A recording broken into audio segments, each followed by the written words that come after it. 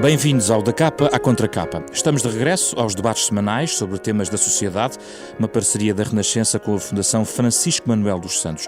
Também de regresso estão as famílias, às suas rotinas, que passam inevitavelmente pelo início de mais um ano letivo nos próximos dias, nas próximas semanas. Por isso hoje falamos de educação, da educação que temos, da que queremos, e juntámos dois antigos ministros da Educação. Eduardo Marçal Grilo, doutorado em Engenharia Mecânica, um currículo vasto, foi administrador da Fundação Carlos Gulbenkian, diretor-geral do Ensino Superior na segunda metade dos anos 70, foi consultor do Banco Mundial, presidente do Conselho Nacional de Educação, antes de ser chamado para a pasta da Educação por António Guterres em 95, esteve 4 anos e algumas das suas reflexões desse tempo estão no livro Difícil é Sentá-los, escrito por Dulce Neto. David Justino, licenciado em Economia e doutorado em Sociologia, é investigador e professor académico, foi deputado, depois Ministro da Educação. Entre 2002 e 2004 foi assessor também para assuntos sociais do Presidente da República, Cavaco Silva. É o Presidente do Conselho Nacional de Educação.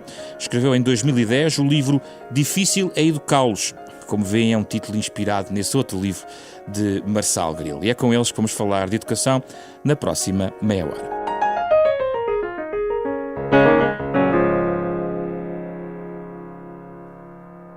David Justino e Eduardo Marçal Grilo, muito obrigado pela vossa presença. Muito obrigado também. Uma das maiores críticas que se faz do ponto de vista estrutural ao poder político é a falta de continuidade de políticas.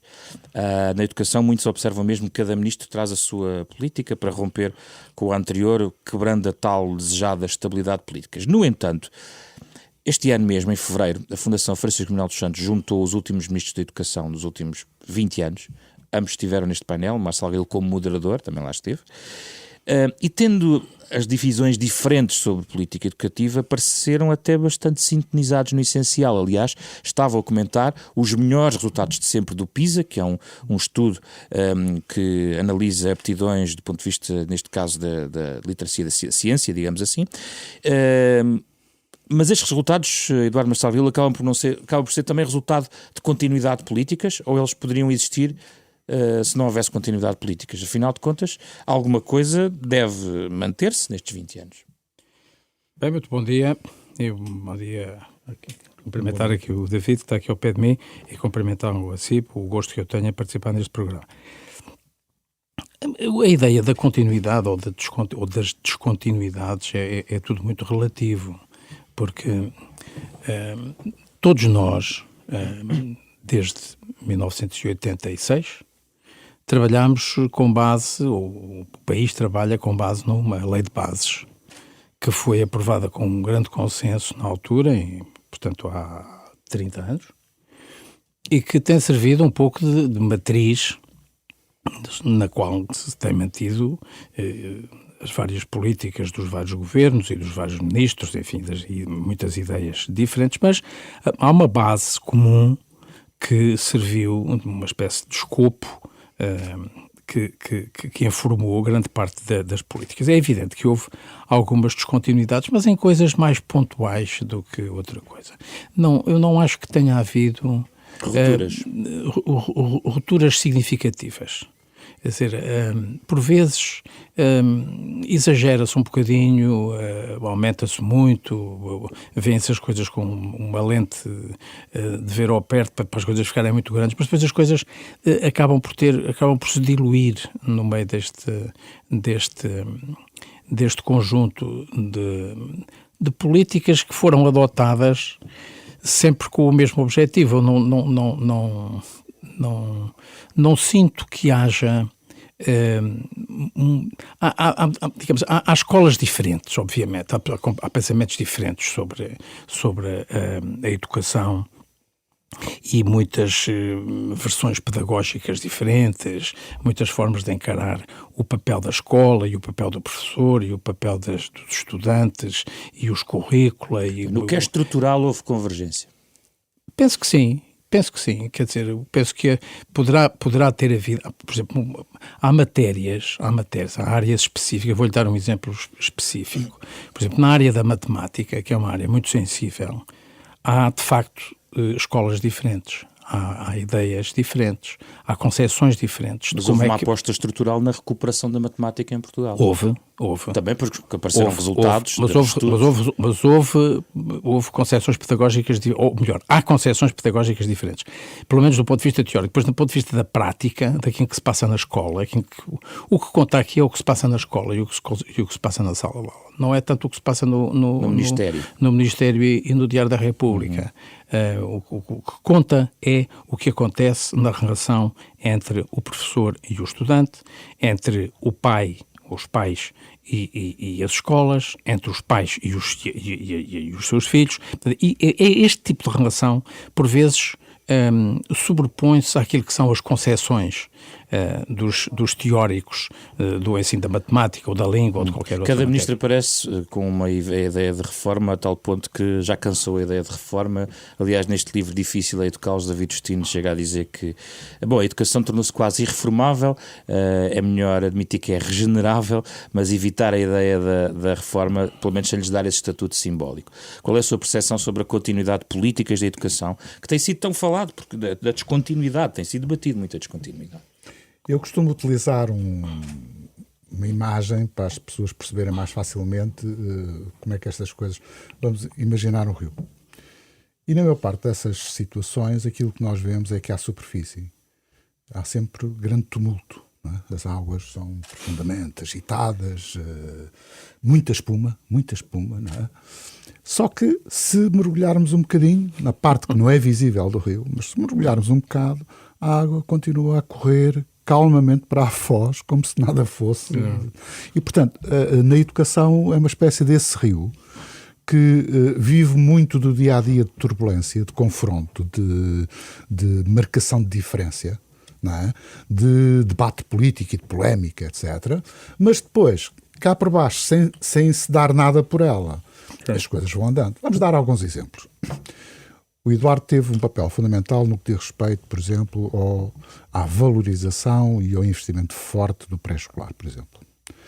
Não há nenhum ministro que depois dele tivesse rejeitado ou desvalorizado o papel do pré-escolar sobre isso.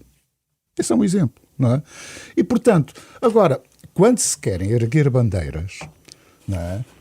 É óbvio que se vai-se erguer as bandeiras que são do nosso lado, quer dizer, não se vai erguer bandeiras do inimigo, como se costuma dizer, não é?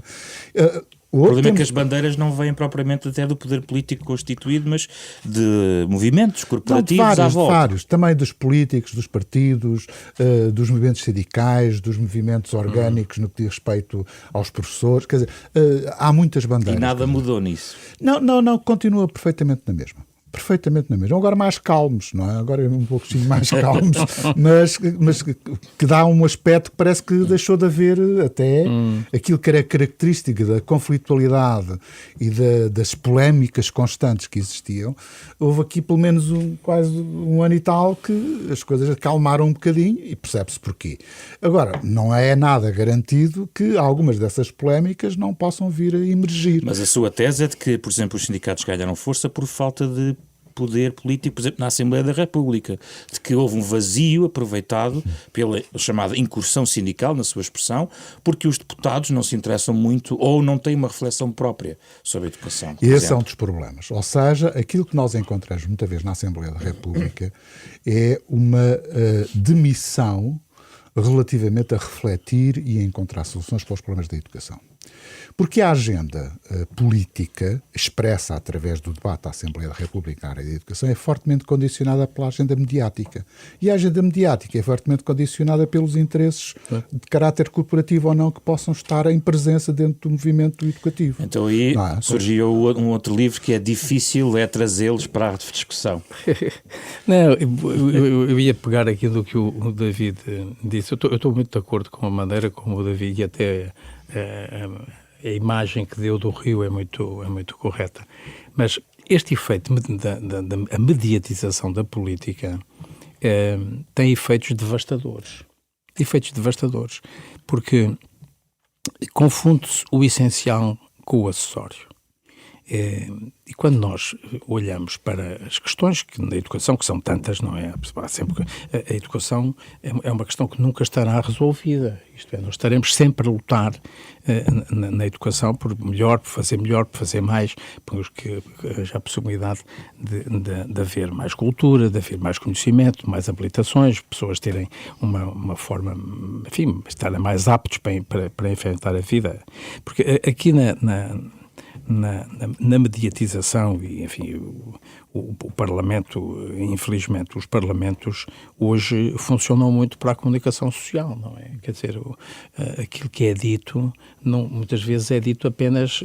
Eu lembro-me que, a certa altura, em alguns debates em comissão, não no plenário, mas em comissão, os deputados retiravam as inscrições que tinham quando saía a comunicação social. A comunicação social saía e eles não se inscreviam, retiravam as inscrições, porque deixava de ter interesse, não é? O único interesse era aquilo ser uma mensagem tirada cá para fora. Mas isto também é tudo muito relativo.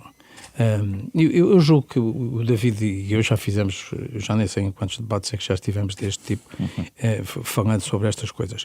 E como estamos no início do ano letivo, eu gostava de dizer o seguinte: o mais importante hoje é que os miúdos estejam bem preparados. É que os miúdos tenham nos dois polos principais, ou melhor, tem três polos em que eles se movem. Eles movem-se na família, movem-se na escola e depois movem-se no meio ambiente, enfim, com tudo, com esta parafernália toda, os iPads, as televisões, as internets, enfim, as revistas, enfim, este mundo um pouco louco em que nós vivemos e em que se recolhe tanta informação útil e tanta informação inútil e alguma até para deitar fora. Isso também é um rio, também é um processo contínuo. Um processo contínuo, e esse é preciso ter muita atenção e, sobretudo, para quem é responsável pela educação dos miúdos, que são os pais. Porque os responsáveis pela educação não são os professores. Os responsáveis pela educação dos miúdos são os pais. E não lhe parece que os pais hoje em dia estão mais cientes disso? Então, estavam há 10, 20 anos? Estão. Eu penso que sim. Eu penso que isso é digamos, é um fator que foi adquirido nos últimos anos, eu diria nos últimos 10, 15 anos, em que os pais perceberam aquilo que todos nós pensamos que é uma base para poder trabalhar. Os pais têm que perceber que os filhos, quanto melhor for a preparação que tiverem, não é os filhos terem boas notas e enganar os professores e fazer uns testes, não. É os miúdos estarem bem preparados. Estarem bem preparados em quê? É bem preparados para encarar um mundo numa enorme complexidade, cada vez mais complexo, e cada vez nos apercebemos da complexidade e cada vez temos a noção de que sabemos menos, não é que sabemos mais, é que cada vez temos a noção de que sabemos menos em relação ao total. Portanto, os miúdos têm que ser preparados para lhes dar os instrumentos com que eles possam depois voar na sua vida prática, quando entrarem propriamente numa atividade. E há muito que vem da família e não tanto centrado na escola e no professor. Da família, eu diria, vem quase tudo. Mantendo-nos nos pais, na questão dos pais, David Justino, mas eles estão muito preocupados também com... Quer dizer, têm uma vida ocupada, muitos deles. Há um debate também sobre a sobrecarga, até de atividades extracurriculares dos miúdos hoje em dia. Mas eles estão também preocupados com as horas de estudo, estão preocupados com a questão dos exames, se há uma carga ou não, o estudar para o exame, os trabalhos de casa. Não lhe parece que há também muitas inquietações hoje em dia nos pais e que há algumas respostas que eles precisam de ter e não têm neste momento, ou algumas orientações? Vamos por partes. Vamos por lá. Primeira parte. Os pais de hoje não são os pais de há 20 anos atrás. Nós temos pais mais escolarizados, e, portanto, isso é uma alteração profunda da própria consciência que os pais têm relativamente à importância da educação, ao papel da educação dos filhos, etc. Isso é um ponto que eu julgo que é positivo. Em segundo lugar, eventualmente, nós continuamos a ter pais que não têm essa atitude de valorização da escola. E nesse aspecto, quer dizer, um miúdo que consegue romper e consegue, no fundo, por ele próprio encontrar algo que contraria a própria concepção dos pais, são os heróis. É daí que também vem a importância do pré-escolar. Também, a importância do pré-escolar também sobre isso. Agora, o que nós temos que perceber são 2 ou 3 coisas que eu penso que são importantes. Primeira coisa, a vida em família não se rege pelas mesmas normas, pelos mesmos princípios ou pelos mesmos valores de há 20 ou 30 anos atrás. Por exemplo, há estilos de vida em casa que são precisamente o contrário daquilo que a escola ensina. Não é? Quer dizer, a escola pretende, no fundo, incutir e desenvolver a capacidade de organização, de racionalização, de certa forma cumprir horários, de bom comportamento, etc. E depois, em casa, acontece precisamente tudo ao contrário, não é, disto. Ou seja, não há horas para comer, cada um come à hora que quer, uns vão para o sofá, outros vêm em televisão, outros... E, portanto, há aqui, digamos que, uma contradição, não é? Mas há outras contradições. Hoje em dia, aquilo que são as fontes de educação informal ou não formal, como sejam a rádio, como sejam a internet, como seja a televisão, etc., é um concorrente muito forte e poderoso da escola. E da família. E da família também, em muitos casos também da família. E o que é que acontece? Em muitos casos, a escola está a defender determinado tipo de valores, determinado tipo de regras e normas, durante uma parte do dia, não é? Até às 2, 3 horas. Os miúdos vão para casa e encontram fontes de transmissão de valores e de concepções precisamente ao contrário. Quer dizer, mas aí a escola tem que ir à frente? Tem que antecipar, sabendo que há isso tudo? A escola não se pode deixar impregnar por esse tipo de formação. Ou seja, há um aumento excepcional daquilo que nós designamos que é a educação informal, da socialização informal. A escola deve manter arraigadamente e teimosamente aquilo que a define. Porque se não o fizer, confunde-se com a rua. A escola não é o recreio. Não é? O recreio é uma coisa completamente diferente. A escola é a escola. A sala de aula é a sala de aula. Se a escola abdicar dessa preocupação de preparar os miúdos para uma sociedade, melhor ou pior, tem que ter regras básicas, tem que ter disciplina, tem que ter conhecimento, tem que ter isso tudo. Se a escola condescender em fazer dentro da escola aquilo que se faz fora da escola, ou seja, hipotecar-se à educação informal, aquilo que acontece é que a escola deixa de ter valor. Mas aí também tem sido colocado muito a questão da autoridade, da própria figura do professor, que foi, de certa maneira, degradando. Essa é a vossa opinião? É muito relativo. Como é que se mede isso? Eu julgo episódios de violência em relação a docentes, eu acho piada, por exemplo. Eu acho piada que eu às vezes encontro algumas pessoas que estiveram comigo no liceu, etc., e que vêm com esse discurso: os miúdos hoje não fazem isto, são algo comportados. E eu digo assim: espera lá, mas eu lembro perfeitamente como é que tu eras. Quer dizer, tornaste-te anjinho. Não é? Quer dizer, o pessoal da minha geração são todos anjinhos, eram todos muito bem comportados. Quer dizer, isto é um erro, é falso. É falso. E, portanto, problemas de indisciplina vão continuar a existir.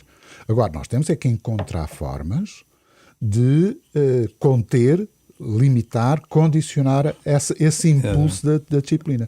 E muitas vezes os casos de indisciplina existem nas escolas que são mais condescendentes. Eduardo Marcelo Grilo. Não, eu julgo que este ponto que o David está a levantar, da educação informal. Educação informal, os miúdos hoje, pelo menos os que eu conheço, eu não tenho a validade de ter um conhecimento, digamos, universal do comportamento em família e em casa, etc. Os miúdos hoje passam a vida agarrados aos gadgets, estão a vida agarrados aos iPhones e a vida agarrados aos telemóveis e aos crianças, aos iPads. Sim. São todos. Está tudo, não é? Quer dizer, e aqui o David dizia: a escola tem um determinado tipo de atitude, tem um determinado tipo de comportamento, uma disciplina, um conjunto de objetivos, e depois o miúdo chega à casa e tem um mundo completamente diferente e muito mais atrativo. O problema aqui é que a escola tem dificuldade em competir em termos de atratividade em relação àquilo que são, sei lá, os youtubers, por exemplo. Não é? Tem que competir ou tem que cooperar? Não tem que cooperar. Eu aqui julgo que há uma responsabilidade muito grande também da parte dos pais. Porque eu sou um leitor e o David também é um leitor. Portanto, somos pessoas que gostamos muito de ler e aprendemos muito através da leitura. Eu diria que o que hoje sou, devo essencialmente aos livros. Claro que eu devo também ao Instituto Superior Técnico e ao Imperial College. Enfim, não estou a pôr em causa a minha carreira, o meu trajetório escolar propriamente. Mas muito daquilo que eu sou hoje, ou que nós somos hoje, devemos aos livros que nós lemos. E a leitura é absolutamente essencial.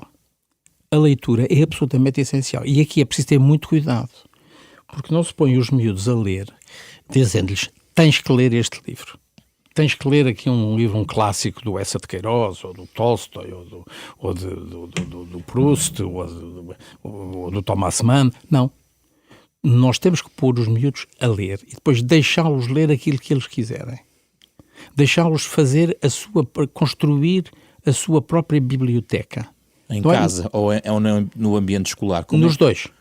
Nos dois. Aí o papel da escola é essencial em colaboração com a família. Os pais têm que ter em casa uma preocupação com a leitura e a leitura pode ser feita num Kindle. Eu não estou a falar no livro de papel. Eu, por acaso, não gosto muito de ler no Kindle. Sim. Leio alguns livros no Kindle, mas o Kindle não é sex appeal. Por acaso tenho aqui à nossa Não é sex appeal. Mas sabe que isso é muito bom, é muito agradável para a gente comprar um livro e lê-lo rapidamente, porque só se aparece daqui passado não sei quanto tempo. Sim. Eu fiz isso aqui há 15 dias. Outra coisa é o livro propriamente. Outra coisa é o livro como objeto. Já aqui debatemos esse tema. O livro como objeto. Se calhar, isto já sou um careta nesta matéria, não é? Quer dizer, um livro em papel não é uma coisa. Mas aqui, por exemplo, na escola, como é que se arranja essa autonomia? Porque há tal rigidez do plano curricular. Arranja-se com a biblioteca escolar, com os diretores das bibliotecas, que são peças essenciais hoje nas escolas, diretores das bibliotecas ou encarregados de biblioteca, não vou meter nessa discussão dos bibliotecários, que são pessoas que acabam por conhecer estudante a estudante, acabam por perceber o que é que eles gostam de ler e são capazes de lhes incutir o hábito da leitura. O âmbito da leitura não está tão proscrito quanto parece. Sim. Não está tão proscrito quanto parece. Apesar dos iPads todos e dos iPhones, há muito miúdo a ler. Há muita gente a ler. E a leitura é um complemento importantíssimo para o trabalho feito na escola. Em todas as áreas. Eu não estou a dizer que a pessoa vá ler um livro... um romance de matemática. Não há romances de matemática, mas há romances, há ficções que levam as pessoas a querer aprender mais, a saber mais. E eu acho que este aspecto é um dos aspectos mais importantes da escola, porque deixe-me só terminar para dizer isto. O volume de conhecimentos hoje é de tal maneira vasto que a escola dá os pilares. A escola dá os pilares. E os pilares estão todos muito bem definidos. Nós sabemos que a língua portuguesa é absolutamente essencial, a matemática é essencial, a história é essencial, saber o que é este mundo é essencial em termos de geografia, onde é que estamos, onde é que a gente vai.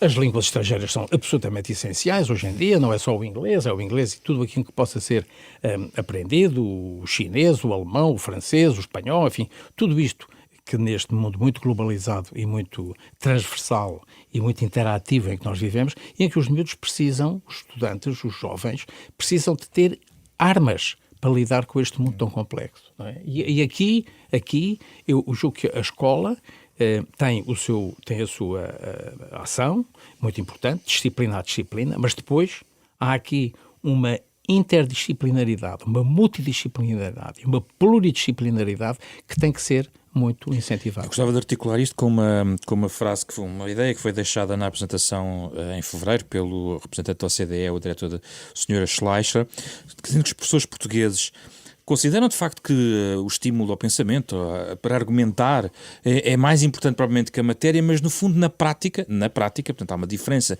entre o que eles desejam e a prática, é que investem ainda muito na memorização, exercícios, repetição. Uma diferença entre aquilo que os professores gostariam de fazer e aquilo que eles fazem. E provavelmente o que estão a propor é uma ruptura também com com a ideia consensualizada, consolidada da leitura mais formal e subindo e aparecendo noutra esfera, quando falava, por exemplo, nas bibliotecas. Qual é a sua percepção, David Justino? Eu sou um pouco crítico, digamos, destas novas preocupações relativamente às competências, desvalorizando o conhecimento. Não há competência sem conhecimento. Aquilo que o Eduardo estava a fazer é como aceder ao conhecimento. Pode-se fazer através da leitura, que é ainda a fonte principal, mas pode-se fazer através da apropriação de filmes, vídeos, informação que vem na net, etc. E, portanto, a escola não deve passar ao lado disso. Não é? Agora, eu não posso desenvolver capacidade de, por exemplo, resolver problemas se eu não dominar conceitos. Eu não posso discutir as teorias literárias se não conhecer a história da literatura, quais são os referenciais fundamentais. Portanto, há uma parte que é conhecimento. Eventualmente, na crítica do Schleicher, o que está é que há um enfoque excessivo sobre, digamos, a memorização. E eu devo dizer que discordo. Porquê? Porque a memorização faz parte do processo de aprendizagem. Pode ser só, isso fica tudo colado. Não fica nada, alguma coisa fica lá. Não é? O treino, parece que agora treinar não é importante. E eu julgo que é importante.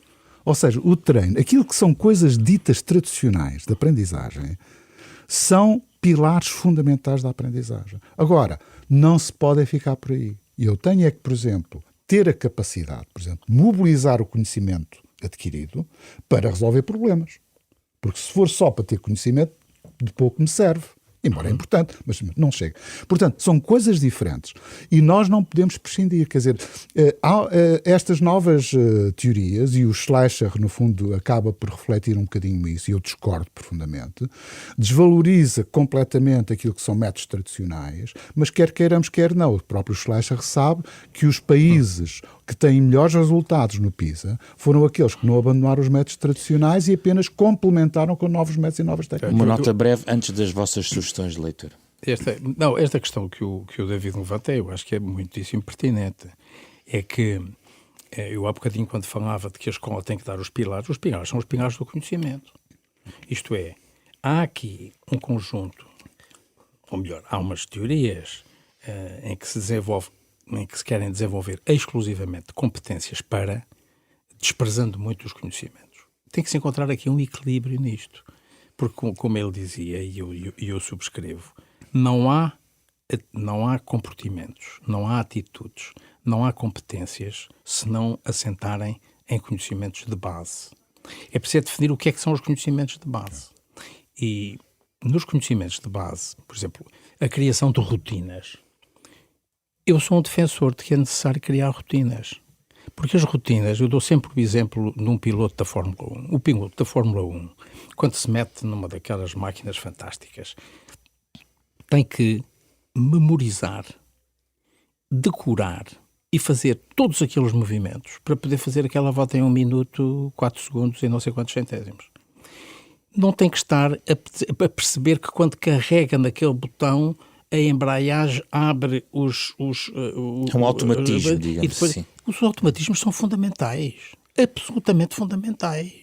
Quer dizer, fundamentais em tudo. Por exemplo, você pode ter um jogador de futebol extraordinariamente competente, com uma grande aptidão para. Se não tiver rotinas de treino, de entendimento, entendimento automático com os seus colegas de equipa, não funciona. De movimentos pré-concebidos. Concebido, em que há a ideia de que nós somos contra as rotinas. Por exemplo, é muito simples. O saber ou não saber a tabuada de cor. Saber a tabuada de cor. Todos nós temos que saber a tabuada de cor. Não basta ter uma máquina de calcular e saber que 6 são 2 mais 2 mais 2. Não chega a isto.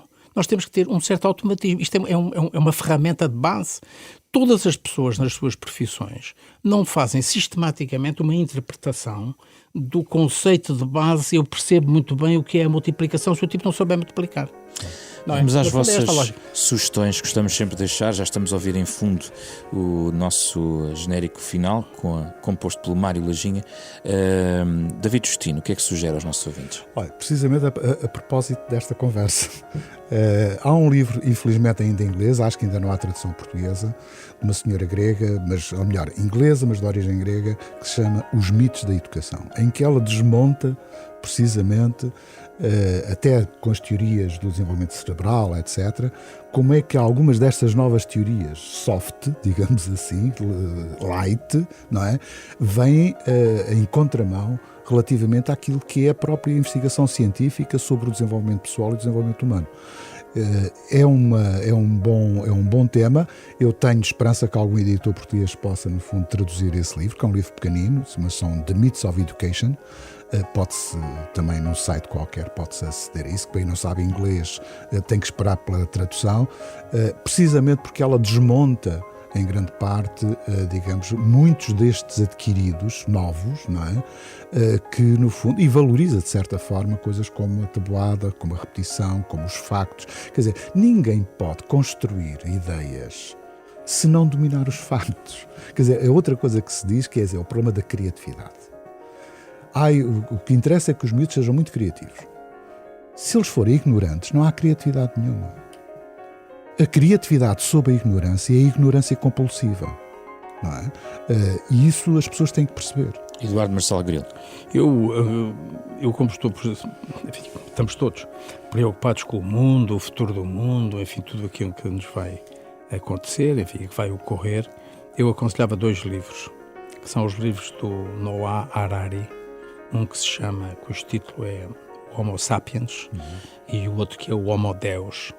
São 2 livros em que o autor, que é um historiador e simultaneamente biólogo, faz uma análise no primeiro volume do Homo Sapiens, tem aqui uns 3 ou 4 anos, faz uma análise da evolução da nossa espécie, desde as suas origens até aquilo que somos hoje, e em que é muito interessante perceber como é que nós evoluímos, como é que tudo isto evoluiu nas várias idades, a parte da Revolução Agrícola, a Revolução Industrial, e a Revolução do Conhecimento, enfim, tudo isto que nós assistimos. O Homo Deus é um livro mais prospectivo, não é um livro que termina, aliás, com um livro em 3 partes, em que a última parte é um bocadinho assustadora relativamente àquilo que pode ser o nosso futuro, e eu acho que é muito importante ler estes 2 livros, sobretudo o primeiro, o Homo Sapiens, para se ter um pouco a noção de o que nós somos. Quer dizer, nós não somos isto só que parece, nós somos muito mais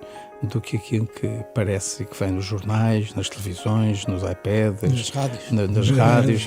É muito mais do que isso. Eduardo Marcelo Grilo, David Justino, muito obrigado pela vossa presença neste Da Capa à Contra Capa, um programa da Renascença sempre em parceria com a Fundação Francisco Manuel dos Santos, todos os sábados de manhã na rádio, em qualquer momento em rr.sap.pt ou em podcast nas diversas plataformas. Pode voltar a ouvir este programa que tem genérico original de Mário Lajinha.